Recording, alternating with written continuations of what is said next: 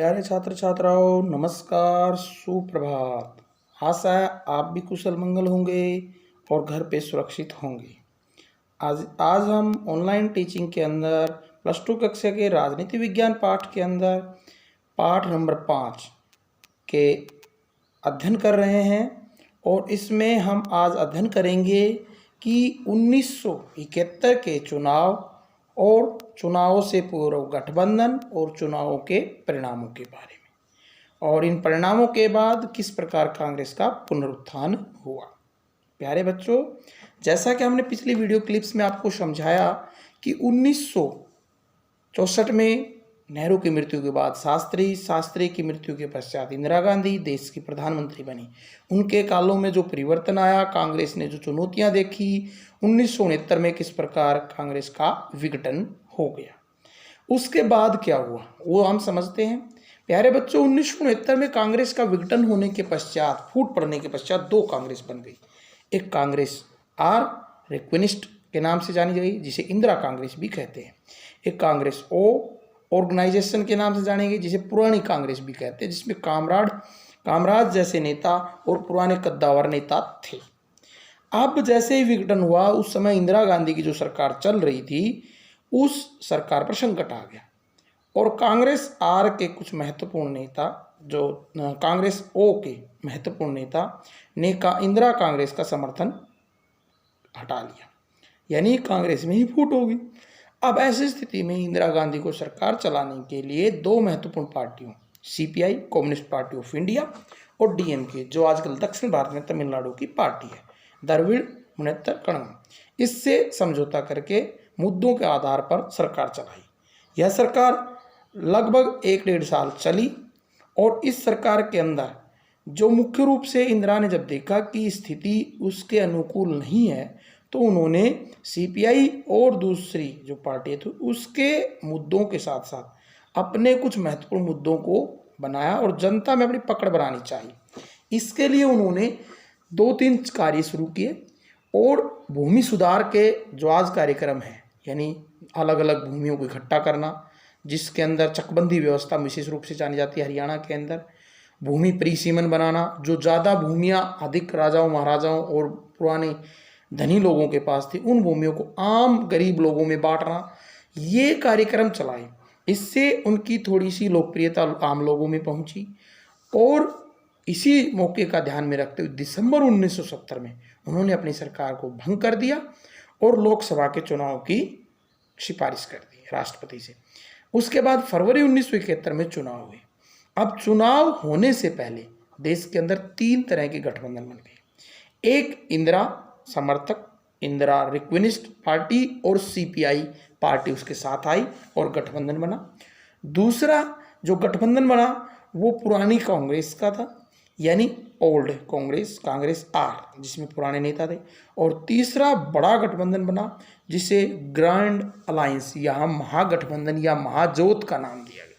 प्यारे बच्चों, इसमें एसएसपी, पीएसपी जो पार्टियां थी, भारतीय जनसंघ, स्वतंत्र पार्टी, भारतीय क्रांति दल जैसे बड़े बड़े दल शामिल हुए, उस समय के जो क्षेत्रीय दल या बड़े दल थे। और इस तरह से चुनाव का बिगुल बच गया और चुनाव प्रचार हुआ। इंदिरा गांधी ने पूरे देश में अपना प्रचार अभियान आरंभ किया, विपक्ष के नेताओं ने भी अपना प्रचार अभियान आरंभ किया और उन्होंने इंदिरा हटाओ का नारा दिया, जबकि इंदिरा गांधी ने गरीबी हटाओ का नारा दिया। उन्होंने अपनी चुनाव सभाओं में विशेष रूप से ग्रामीण समृद्धि, गरीबों के उत्थान, शहरी संपदा के परिसीमन, आय और अवसरों की समानता, प्रिवी पर्स को समाप्त करने जैसे मुद्दों को उठाया। इसके अलावा उन्होंने भूमिहीन किसानों, दलितों, आदिवासियों, अल्पसंख्यक और महिलाओं को अपने साथ और बेरोजगार युवाओं को रोजगार देने के वादा करके अपने साथ जोड़ा। इस अभियान का परिणाम ये हुआ कि जब चुनाव परिणाम आए तो कांग्रेस पार्टी, जो कांग्रेस आई थी, इंदिरा कांग्रेस थी, उसको बहुमत मिला। अकेली पार्टी ने 352 सीटें जीती और लोकसभा में और 44% वोट प्राप्त किए और अपने सहयोगी दल सीपीआई के साथ उन्होंने कुल 374 सीटें जीती और 48.4% वोट प्राप्त किए। यह उसकी बड़ी जीत थी। इससे कांग्रेस का पुनरुत्थान हुआ। लेकिन जो कांग्रेस, इसके अलावा जो दूसरी कांग्रेस थी जो टूट गई थी, उसको मात्र 16 सीटों से संतुष्टि मिली, यानी वो ज़्यादा कुछ नहीं कर पाए। और जो ग्रांड अलायंस बना था वो मुश्किल से 40 सीटें भी नहीं जीत पाया। इस तरह से इंदिरा ने पुनः कांग्रेस की, नई कांग्रेस की स्थापना करके कांग्रेस का पुनरुत्थान किया। और उसी दौरान दो घटनाक्रम और घटे। एक, पाकिस्तान के अंदर चुनाव हुए। इन चुनावों में पूर्वी पाकिस्तान और पश्चिमी पाकिस्तान आपस में तनाव हो गया। तनाव का परिणाम ये हुआ कि पश्चिमी पाकिस्तान के सेना ने पूर्वी पाकिस्तान, जो आजकल बांग्लादेश, वहाँ पर अत्याचार शुरू कर दिए। वहाँ की भारी, जिसके बारे में हम पहले पढ़ा चुके हैं भारत और पाकिस्तान संबंधों में पिछले चैप्टर्स के अंदर। तो उसमें उसके बाद हुआ क्या, देश के अंदर स्थिति तनावपूर्ण होगी। बहुत से बांग्लादेशी भारत की तरफ आने लगे अत्याचार बढ़ने से। इंदिरा ने इस स्थिति को संभालने के लिए, जब पाकिस्तान ने भारत के खिलाफ युद्ध की घोषणा कर दी, तो उन्होंने पाकिस्तान को युद्ध में परास्त किया और पाकिस्तान के 90,000 सैनिकों को हमने गिरफ्तार किया। और फिर उसके बाद शिमला समझौता हुआ। शिमला समझौते के अनुसार युद्ध बंद हुआ और नए बांग्लादेश का निर्माण हुआ। इसके कारण इंदिरा गांधी का वर्चस्व बढ़ गया। और 1972 में जो चुनाव हुए राज्यों के अंदर, उसमें इंदिरा गांधी की सरकार बनी, यानी कांग्रेस आई, या कांग्रेस आर रिक्वेस्ट जिसे कहा जाता है, उसका वर्चस्व बढ़ा।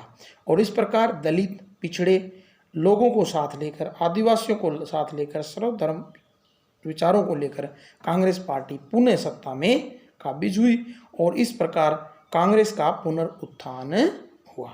तो ये था पाठ का अंतिम टॉपिक्स जो हमने आपको समझाए।